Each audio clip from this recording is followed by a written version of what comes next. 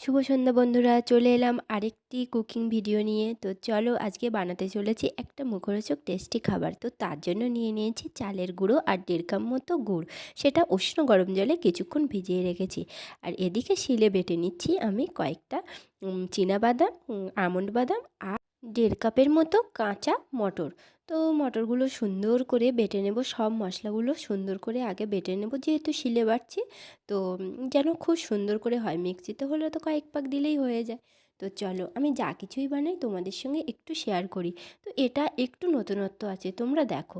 আর নিয়ে নিচ্ছি 1/2 কাপের উপরে সুজি। তো সুজিটাও শিলে একসঙ্গে ওই মশলাটার সঙ্গেই বেটে নেব, সুন্দর করে বেটে নেব, একটু মিহি মিহি করে, যেন একটুও শক্ত না থাকে।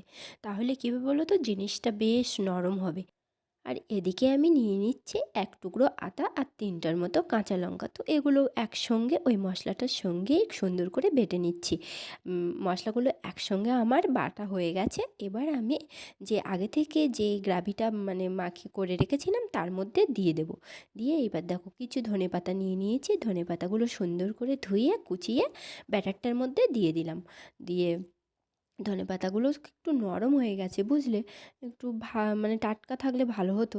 তো যাই হোক, আমার কাছে এটাই আছে। আর দিয়ে দিচ্ছি একটা ম্যাগি মশলা, আর দিয়ে দিচ্ছি একটু গোটা জিরে আর ধনে।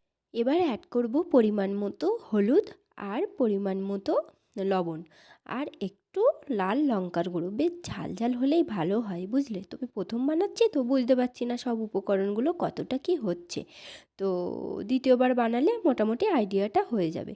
তো দেখো, সব মশলাগুলো, সব উপকরণগুলো আমায় দেওয়া হয়ে গেছে। এবার আমি সুন্দর করে উপকরণগুলো মিক্স করব। আর করে রেখেছিলাম একটু উষ্ণ জল, তো ঠান্ডা জল মেশাবো না, এই ব্যাটারটাতে কিন্তু আমি উষ্ণ জল দিয়েই ভালো করে ম্যারিনেট করব। তো সুন্দর করে করা আমার কমপ্লিট হয়ে গেছে, কিছুক্ষণ রেখেও দিয়েছিলাম। এবার বসিয়ে দিয়েছি তাওয়া। তো তাওয়াটা মুছে নিলাম।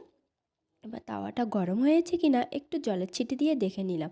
তাওয়াটা আমার যথেষ্টই গরম হয়ে গেছে। এবার আমি তাওয়াটাতে দিয়ে দিলাম খুব সামান্য একটু তেল।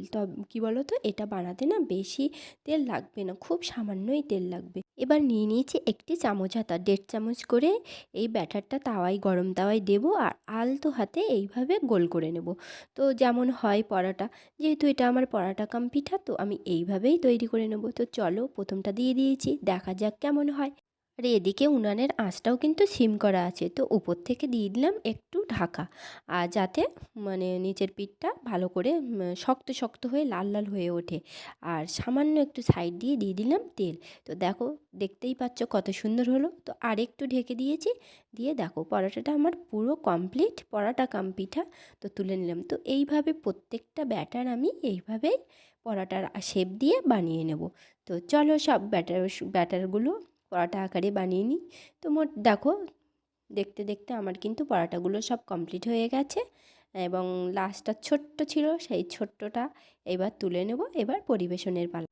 অ্যাড করেছিলাম কয়েকটি গোটা গরম মশলাও। হয়েছে মা? ভালোই। কেমন হয়েছে? ভালো। বন্ধুরা, ওরা তো খাচ্ছে, বলছে ভালো হয়েছে, কিন্তু আমি নিজে না খেলে বুঝতে পারবো না কেমন হয়েছে। তো চলো আমি আগে খেয়ে দেখি, তারপরে তোমাদের আমি বলছি।